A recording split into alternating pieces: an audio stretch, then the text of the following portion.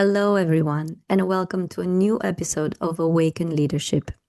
Today's conversation is a very special one for me, not only because of the wonderful guest who is joining me here today, but also because of its timing and what it represents for me personally.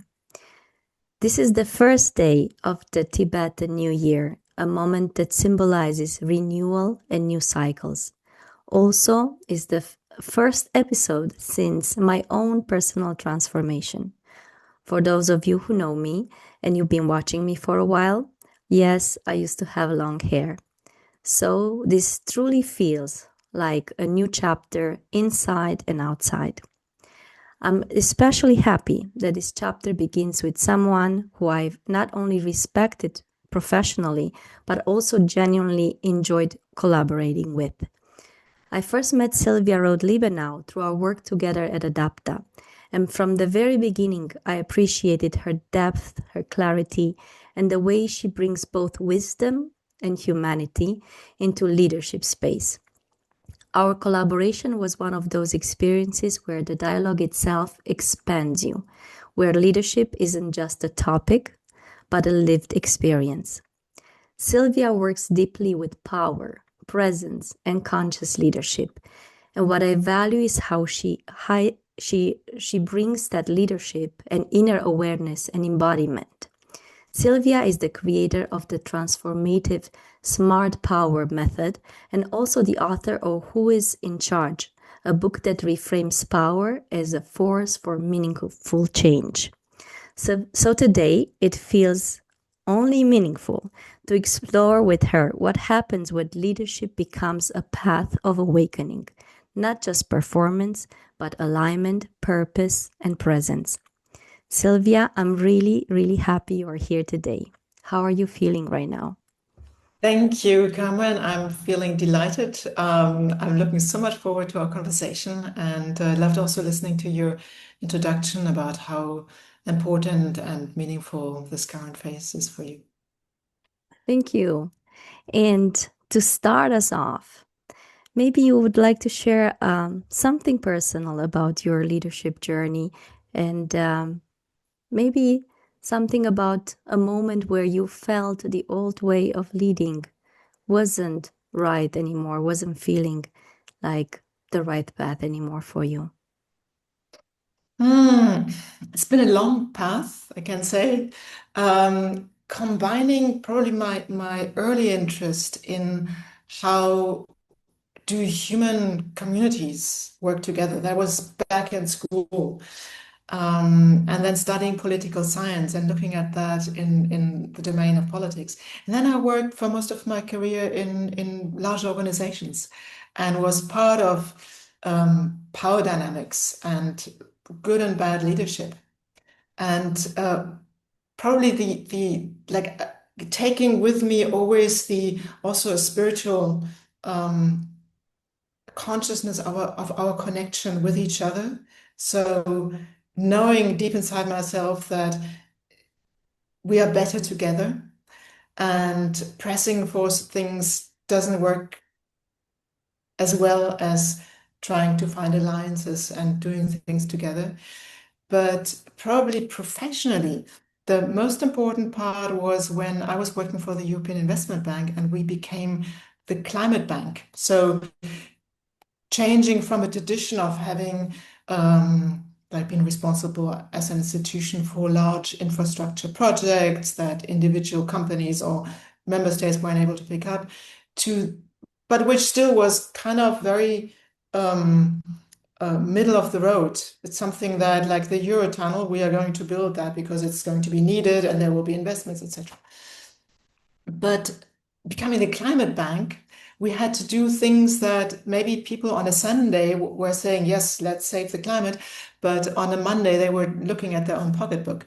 Mm. And so how do you convince stakeholders to really invest in the long term of Europe and of humanity? And how do you like engage your own people, your employees, to be more creative, to work across silos, to go the extra mile in an environment where people don't knock on your door anymore, but you have to find the client more proactively.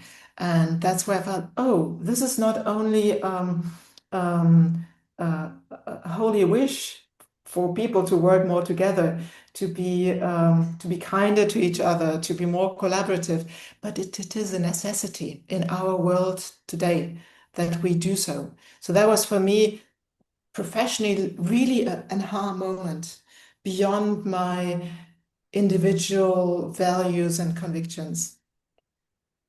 I love what you said about bringing people together and recognizing there's always this let's say different forces that attract us, right? On one side, we have to be economically viable, but on the other side, we are doing something great for humanity, for the humankind.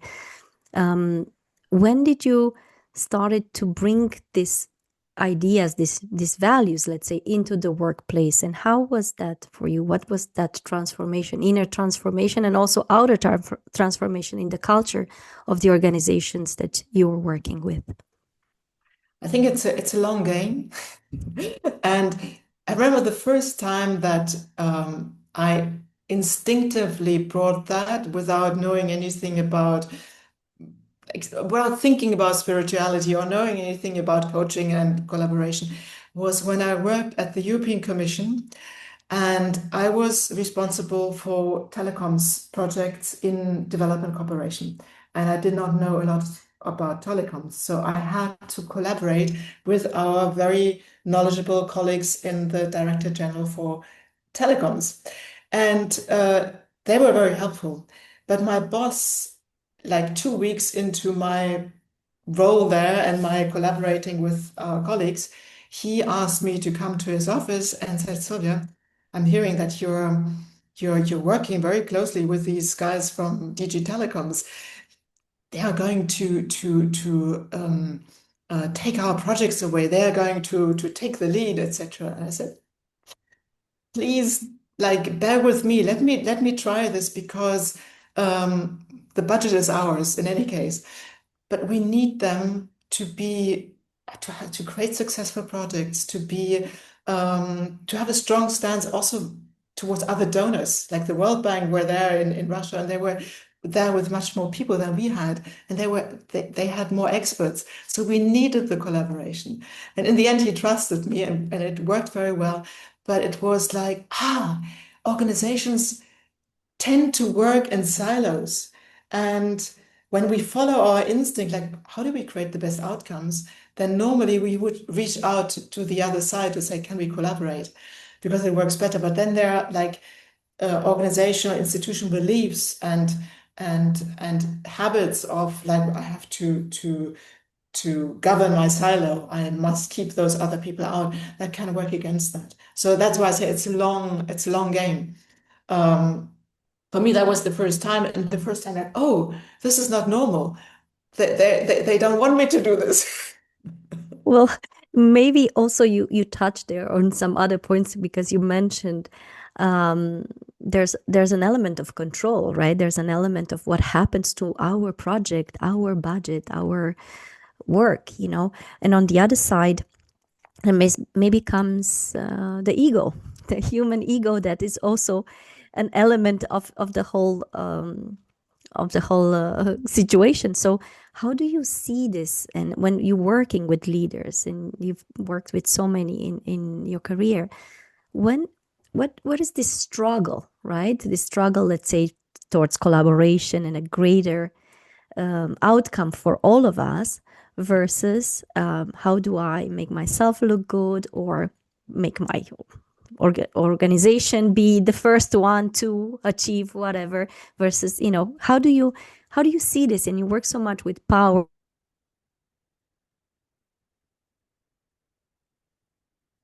really and deeply understood. How does power come into place in this kind of collaborations?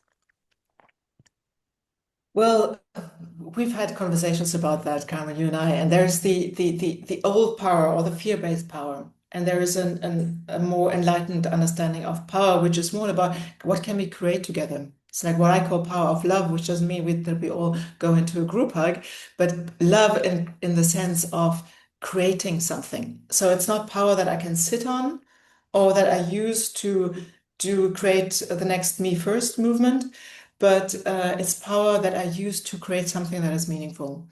And then, of course, if I see power as that, I will think about who will help me do this.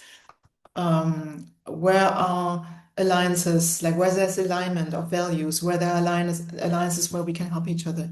And so it's a different outlook. Um, and probably this old traditional way of seeing power, it really comes from a world where competition reigned. We had to fight against each other to safeguard us from the next possible invader, etc. So it's not something that is in itself evil, or we can't understand where that comes from, these horrible, stupid people, etc. I don't feel and think like that. What my thought is, it doesn't help us anymore at all. So the challenges that our companies are facing and that we as humankind are facing don't really allow us this luxury of creating me first movements. But we have to see in most situations, how can we do this together? And even like when it's difficult and at some point we might go separate ways because we don't share all beliefs and values, or because in a company we might even separate from some people. How can we stay responsible for each other? How can we remain human with each other? Because if you think in terms of, for instance, of restructurings in companies, when we only go for the people who will stay here. Yeah, but what will that do for the company culture, for the energy, how safe people feel if we don't have the people who are leaving also in mind? And Absolutely. many aspects to that.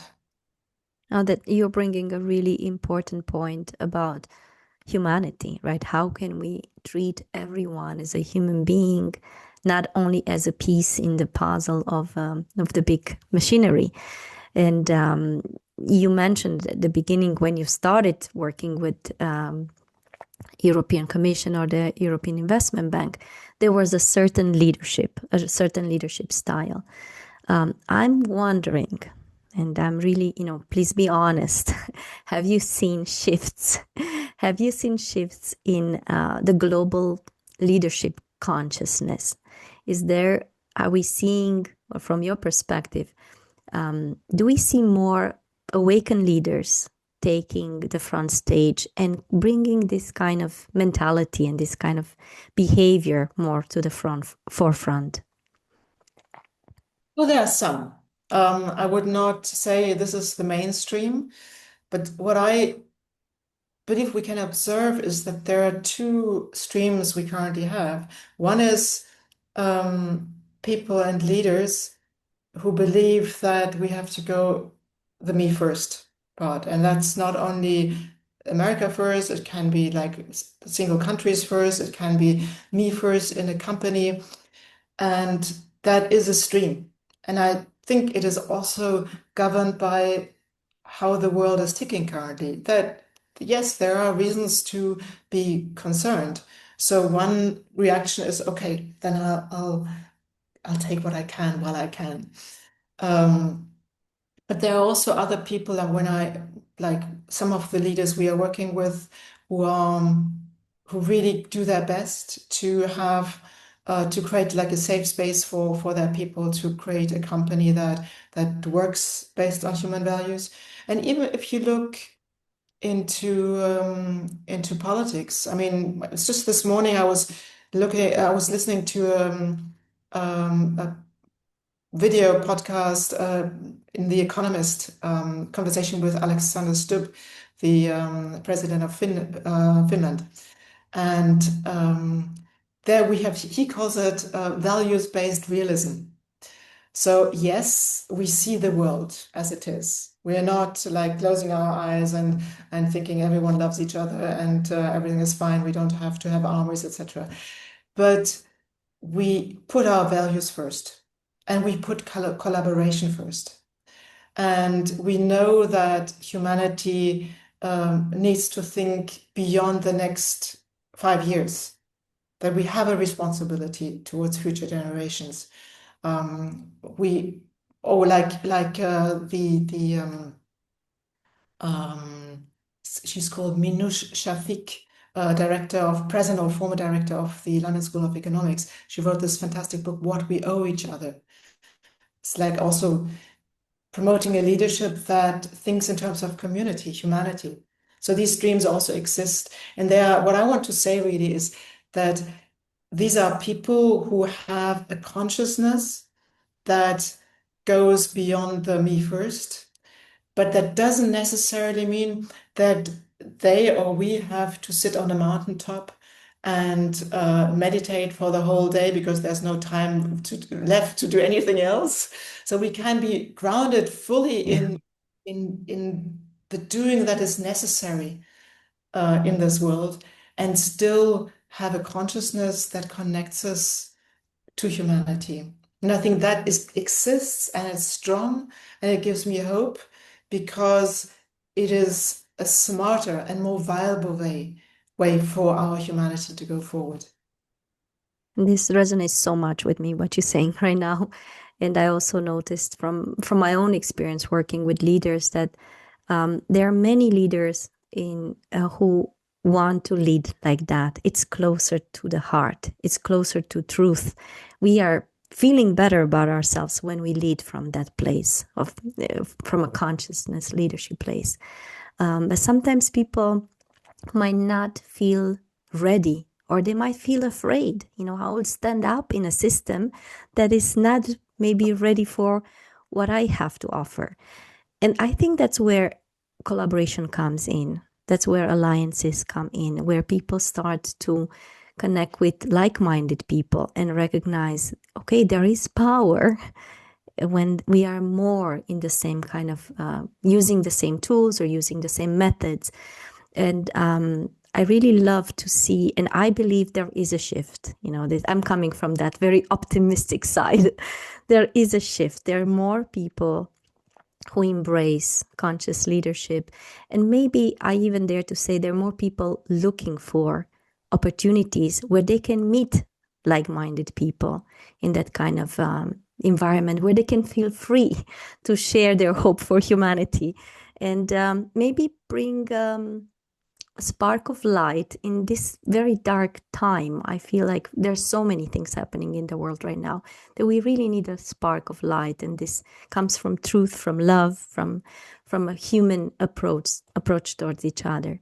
So I'm really inspired, Sylvia. I'm really inspired by the work you do, and I would love even to start thinking right now, how would a collaboration could look like if we would start to do something and bring our energies together in this direction? What can we envision?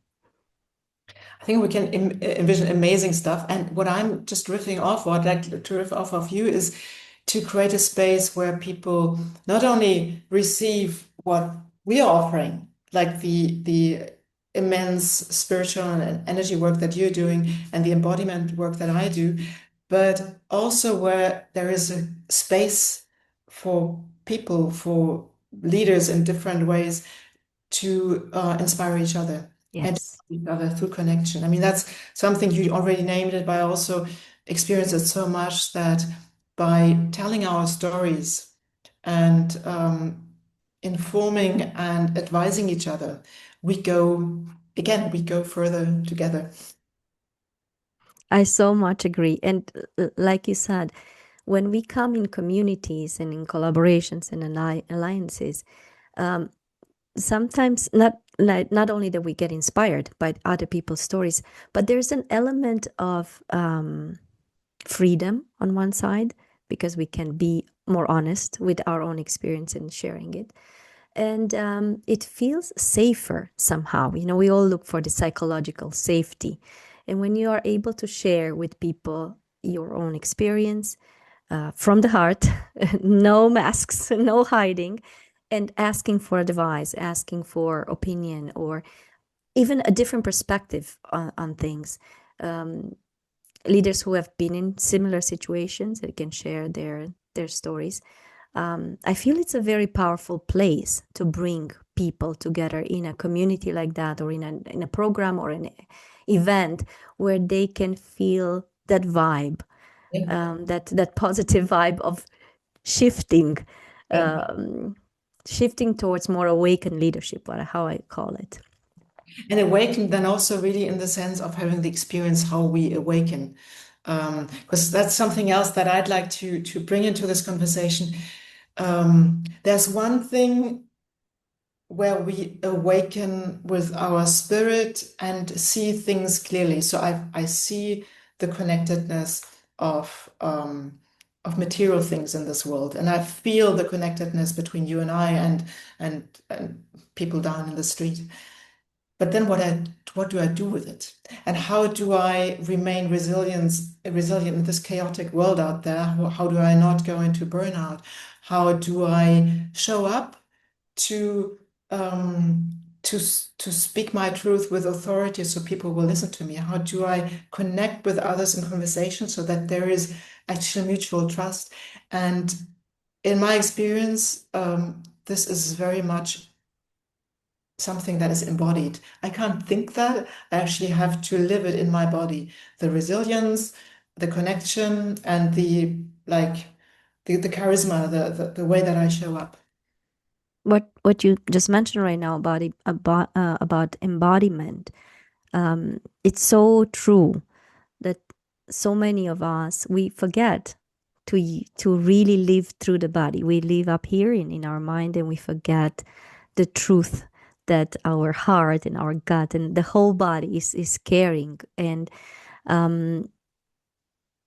what you mentioned about bringing new style of leadership, let's say, and embodying that, testing it in your own body to see how does it feel.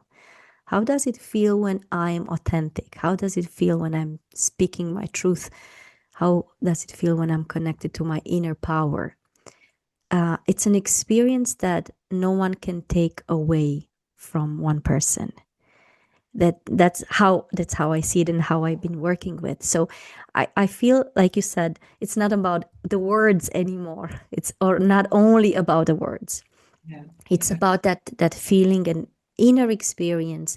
And then from that place of truth, inspiring others, but not because of ego or ego driven ideas, but just because we are in that space of being authentic, I would say.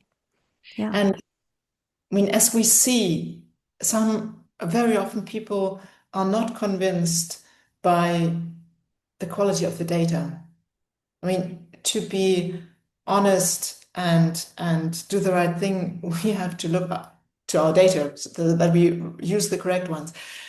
But very often, and I've experienced that in my job, when initially I thought, well, I just have to explain it well and I have to give the right data. But people weren't listening to me. Why? Not because my arguments weren't good enough, but because my connection wasn't strong enough with the people. And so I've learned it myself by doing it wrong and then doing it right and then learning how to do it better. And I see that the same is true for any leader in any position, whether it's in business or in politics. We need to be honest with our data and have the correct one, so also that we don't make mistakes. But then to be in dialogue with other people, it's not only about the data. It's about our presence and how we show up. So much aligned with you on this one. And what comes to mind is a quote, I think it's from Maya Angelou, where she's saying that people don't remember what we said, but they remember how they felt when we said that. So maybe it's not a, perfect quote on that, but the message about what you were saying before, when we are in attunement, when our mind and hearts are in perfect attunement, then we are able to communicate a message and the people feel it.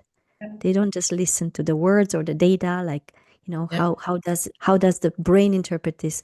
But there's another wave of energy that comes towards them, and they feel it. They feel it in their own body. So I love that. I would love to explore together ways of doing more of this work. I feel it's needed. I feel that there are many leaders who are maybe in search of this kind of experiences, so we can live a more authentic life, a truer life, and be less pressured into living under certain, let's say, constrictions, being more ourselves and living from that place. So, if there would be something that you would like to leave our audience with, an advice or a let's say, something that you would like to leave them as a closing message, what would that message be?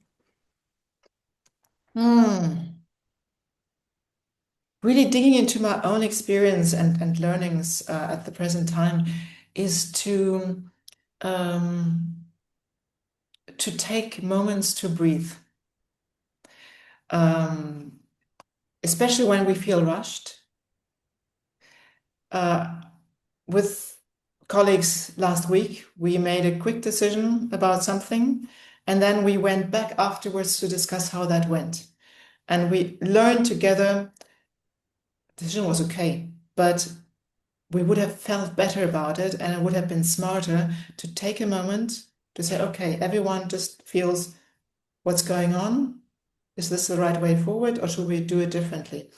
And so my big takeaway on that, and it links into so many other things, is to let's take moments to breathe, to reflect, and then jump, and not be in this panic zone constantly. We have to do, we have to do, we have to act. Yeah, we have to do, but sometimes we're wiser. Take a breath and then. Breathe, breathe. And I'm hearing from you is just be. Take a moment to be, not being so pressured to do. Breathe and then see how that resonates with your heart. Because you said we would have felt better about it. So, how am I feeling? If I project myself in the future, how am I feeling? Um, Beautiful. Thank you so much, Sylvia. Thank you for sharing your wisdom and your time. If you want to connect with Sylvia, there are many ways to reach out to her. You can purchase her book, or you can look her up on LinkedIn. I think it's your name, right? Sylvia Rode Sylvia, Liebenau, and my and website's your my, website. Can you say it again? Sorry, I was speaking over you. sorry, it's smartpowermethod.com. Yes, wonderful. And we can get that information from you and add it in the comments of this video so people can reach out to you. Thank you, Sylvia. It's been an honor. And I look forward to exploring together ways of collaborating. Yes, so do I. And it's been a pleasure and an honor also for me. Speak soon. Speak soon.